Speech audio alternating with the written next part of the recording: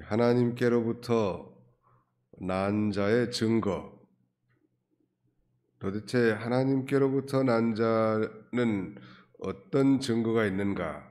거기에 대해서 오늘 잠깐 말씀을 상고하고자 합니다. 하나님께로부터 났다. 이것을 여러 가지로 표현할 수 있습니다. 하나님께로부터 났다는 것은 어떤 성경은 위로부터 났다. 또 다른 표현은 거듭났다. 혹은 중생했다. 새 생명을 얻었다. 이렇게 다양하게 표현할 수 있는데 하나님께로부터 났다. 우리 잘 아는 요한복음 1장 12절 이하에 영접하는 자 곧 그 이름을 믿는 자들에게는 하나님의 자녀가 되는 권세를 주었으니 이는 13절 이는 혈통으로나 육정으로나 사람의 뜻으로 말미암지 않고 하나님께로부터 난 자니라. 하나님께로부터 난 자, 우리 어머니 뱃속에서 태어난 자, 이게 한번 태어난 거라고 한다면 하나님께로부터 난 자는 거듭난 자, 중생한 자니까 원래 하나님께로부터 난 자의 증거, 즉 중생한 자의 증거 혹은 거듭난 자의 증거라고 해도 틀리지 않을 것 같아요. 오늘 본문은 믿음과 사랑 그리고 순종의 자연스러운 연결이 강조되어 있는데 역설적으로 말씀드리면 사랑과 순종을 하지 않는 자는 참 믿음을 갖지 않았던 증거다. 그런 결론이라네. 사랑과 순종을 하지 않는 자는 참 믿음을 갖지 않았다는 결론. 사도 요한은 지금 불신자들에게 믿고 사랑하고 순종하라는 것이 아니고 이미 믿는 자, 즉 예수 믿고 중생한 자들 향해서 믿고 사랑하고 순종하라고 이렇게 마땅한 당부를 하고 있는 것입니다. 하나님께로부터 난 자의 증거 5장 1절 보실까요? 예수께서 그리스도이심을 믿는 자마다 하나님께로부터 난 자니 그랬으니까 예수께서 그리스도이심을 믿는 자마다 하나님께로부터 난 자니 그러니까 하나님께로부터 난 자의 첫 번째 증거는 예수께서 그리스도이심을 믿는 자란 말. 그래 내가 거듭났습니까? 내가 중생했는가? 어떤 이는 정확하게 이렇게 자신의 거듭남에 대해서 설명을 잘 못하는 자가 있지만 논리적으로 그러나 예수께서 그리스도이심이 믿어진다면 이 사람은 이미 하나님께로부터 난 자고 거듭난 자고 중생한 자가 확실하다는 거예요. 중생이란 우리가 배운 대로 죽었던 영이 다시 살아나는 것이죠. 죽을 수밖에 없는 죄인을 구원해 주신 하나님이 아니고 이미 죽었던 자를 살려주신 하나님이죠. 우리를 너희의 허물과 죄로 죽었던 너희를 살리셨도다. 우리는 이미 예수 믿기 전에 죽어있던 존재, 하나님과 관계가 끊어진 존재인데 예수를 믿는다는 건 하나님과 관계가 연결됐다는 것이죠. 즉 죽었던 영이 다시 살아난 걸 중생이라고 하는데 바로 중생한 자, 하나님께로부터 난 자의 첫 번째 증거, 오늘 본문에는 중생한 자의 증거가 세 가지가 나와 있는데 그 첫 번째 증거는 예수께서 그리스도이심을 믿는 것입니다. 내가 진실로 진실로 너희에게 이르노니 사람이 물과 성령으로 나지 아니하면 하나님 나라에 들어갈 수 없느니라. 우리가 잘 아는 하나님이 세상을 이처럼 사랑하사 독생자를 주셨으니 이는 저를 믿는 자마다 멸망하지 않고 영생을 얻게 하려 하심이라. 이게 믿는 자가 중생한 자예요. 진실로 예수가 믿어진다. 그러면 천국 백성이 된 것이죠. 교회에 등록하고 출석하고 열심히 기부한다고 하나님께로 난 자가 아니라 진실로 믿어진다고 하면 하나님께로 난 자라는. 당시에 판치는 그 이단들이 있었다고 그랬죠. 소위 영지주의자들. 이들은 예수 그리스도의 말하자면 인성을 부정한 자들이, 어떻게 보면 뭐 신학적으로 표현한다면 영지주의 이단들은 그리스도께서 예수이심을 부정한 거죠. 어떻게 하나님이 이 더럽고 악한 육신의 몸을 입고 이 땅에 올 수 있었겠는가? 불과 지금 예수님이 부활 성천하신 지 100년이 채 되지 않았는데 벌써 이런 이단들이 등장한 거예요. 영지주의 이단자들.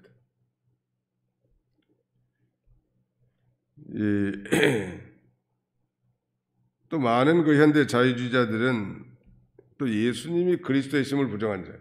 그리스도가 예수가 인성을 가리킨다면 그리스도는 신성을 가리키는데, 영지주의자들은 그리스도가 예수인 걸 부정한다면 오늘날 많은 현대 자유주의자들은 예수님이 그리스도이심을 부정한다. 이들은 결론적으로 하나님께로부터 난 자들이 아니라는 거예요. 놀라운 사실이죠. 목사님들 중에서도 죄송하지만 하나님께로부터 나지 않은 자들이 있을 수 있다고. 과거에 말씀드린 것처럼 독일에는 목사님들의 사례비를 국가에서 정부에서 돈을 주는 거예요. 미리 국민들이 종교세라는 걸 내면 정부에서 월급이 나오니까 그보다 더 확실한 잡이 어디 있냐는 말이에요. 직업이. 그러니까 안정된 직업을 위해서 경건의 모양을 갖추고 거듭나지도 못한 사람이, 아는 사람이 그런 일을 할 수 있단 말. 만약에 생각해 보십시오.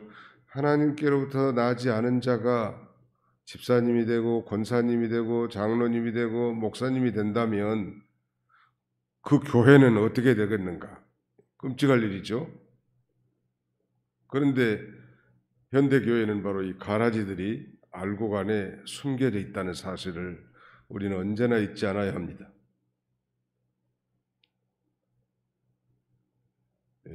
그러나 예수님께서 그 가라지를 뽑지 말라고 했습니다. 알곡이 다칠 수 있기 때문에. 뭐 쉽게 말씀드리면 예수님이 그리스도라는 사실이 믿어진다면 예수님 믿어지세요? 예, 아멘. 이런 사람은 논리적으로 뭐 중생과 거듭남에 대해서 설명을 못한다 할지라도 이미 하나님께로부터 난 자라는 것. 두 번째는 1절 하반절에 또한 나으신 이를 사랑하는 자마다 그에게서 난 자를 사랑하느니라. 이게 무슨 말인가? 두 번째는 하나님께로부터 난 자의 두 번째 증거, 중생한 자의 두 번째 증거는 하나님을 사랑하는 것입니다.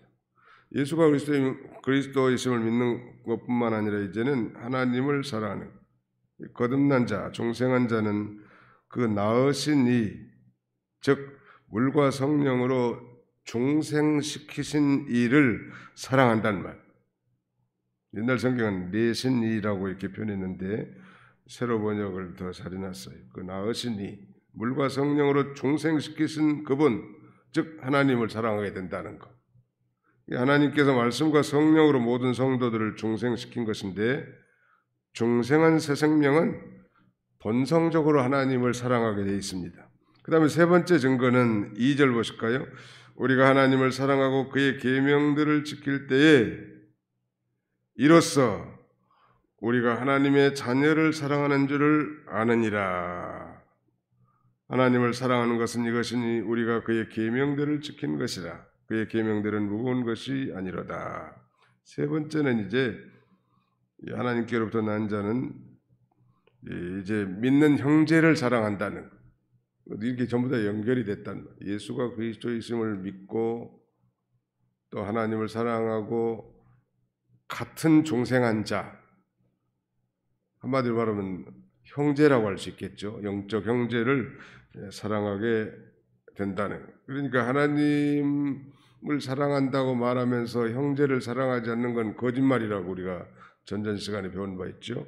하나님 사랑과 형제 사랑은 불가분리성, 결코 나눠질 수 없다는, 나는 하나님은 사랑하는데 저 형제는 밉다. 그건 있을 수 없는 거죠. 그러니까 다 한 피 바다 한 형제들이 된 것이죠. 하나님도 한 분이시오, 주도 한 분이시오, 성령도 하나이신데 당연한 거 아니? 우리가 난 자녀들이 서로 사랑하는 모습을 보면 부모로서 흐뭇하잖아요. 서로 위해주고 서로 도와주고 서로 격려하는 모습을 보는데 왜 그들이 그렇게 할까? 뭐 같은 부모 아래서 한 피바다 태어난 자녀들이기 때문에 부모님도 효도하고 사랑하지만 자기들끼리도 서로 이렇게 협력하고 도와주고 사랑하는 것은 육신적 위치로도 당연하거니와 또 영적인 원리로도 정말 이 하나님께로부터 난 자, 중생한 자라면 하나님을 사랑하고 똑같이 중생한 다른 성도들을 사랑하게 되는 것입니다. 만약에 그렇지 않다면 그건 이상한 거죠. 나는 하나님 사랑해요. 그러니까 저 집사님이나 권사님 미워요. 뭐 일시적으로 그런 감정은 있을 수 있겠죠. 사람이 감정적 존재니까.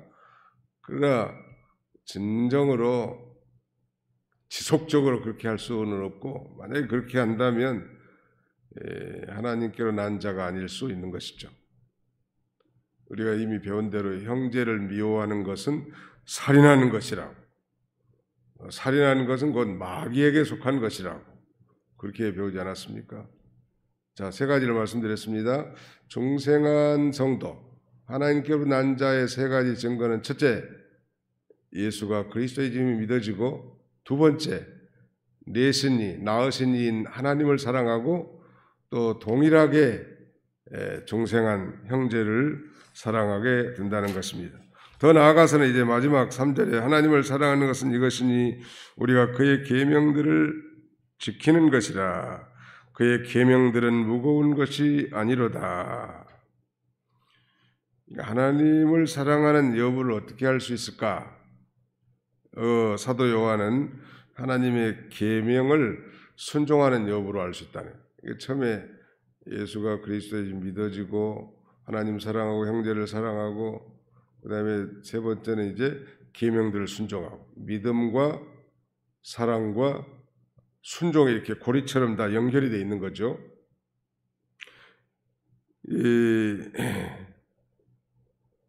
그런데 그의 계명들은 무거운 것이 아니로다. 예수님의 세 계명도 하나님 서로 사랑하라는 것인데 그의 계명 준수가 무겁지 않은 이유가 뭘까?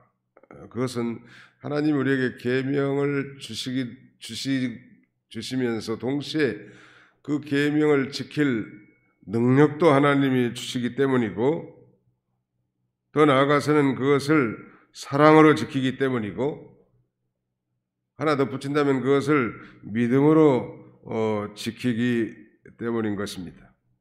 마치 부모가 자식을 사랑하는 것이 참 무거운 건 사실이지만 무겁게 여기지 않은 이유는 부모가 자식을 사랑하기 때문이 아니겠습니까? 우리 애손녀 딸이 하나 있는데 이 녀석이 아주 독덩이 같이 무거워. 걔네 엄마는 아주 간들간들한데 한 9kg 나간다. 요새는 한 10kg 나갈지 모르겠는데 상당한 거죠. 강아지 이런 건 조그마한 말티즈 같은 경우는 한 3kg 정도 되거든요. 들만한데 한 10kg짜리 들으면 상당히 묵직하다. 그래도 자식이고 손녀니까 사랑하니까 안을 수 있고 업을 수 있단 말이에요. 돌멩이를 한 10kg짜리 업고 다니려면 얼마나 힘들겠어요. 사랑의 원리, 그 계명들은 무거운 것이 아니라고 그랬죠. 내 멍은 쉽고 내 짐은 가벼움이라. 사랑으로 하니까. 어떤 분은 그러더라고요. 집에서는 설거지하기도 싫어 죽겠는데 교회에서 설거지하면 그렇게 기쁘고 즐겁다는 거예요. 똑같은 설거지인데 말이죠. 아무튼 이 사랑하는 마음으로 하는 건 무겁지 않다는 것. 왜 그의 계명들이 무거운 것이 아닌가? 계명을 지킬 힘과 능력도 주셨고 우리가 그걸 사랑으로 지키기 때문일 뿐만 아니라 믿음으로 지기 때문에 무거운 것이 아닌 것입니다. 오히려 그 계명을 어기는 것이 더 우리에게는 불편해요. 한번 생각해 보세요. 주일 지키는 것이 쉽든가요? 안 지키는 것이 쉽든가요? 11조 생활하는 것이 쉽든가요? 떼먹는 것이 더 쉽든가요? 우상 숭배하는 게 쉽지 않죠. 우리 양심이 거절하니까. 또 하나님에 대한 의무를 바로 하지 못하면 누가 뭘 하지 않아도 자기가 힘들어. 더 나아가서 성도가 형제를 진정으로 사랑하지 않고 미운 마음을 품고 있는 것은 그 사람 자신이 고사당하는 거예요. 뭐 다른 사람은 아예 간에, 미움의 대상은 아예 간에 자기가 힘들어. 남을 미워하면.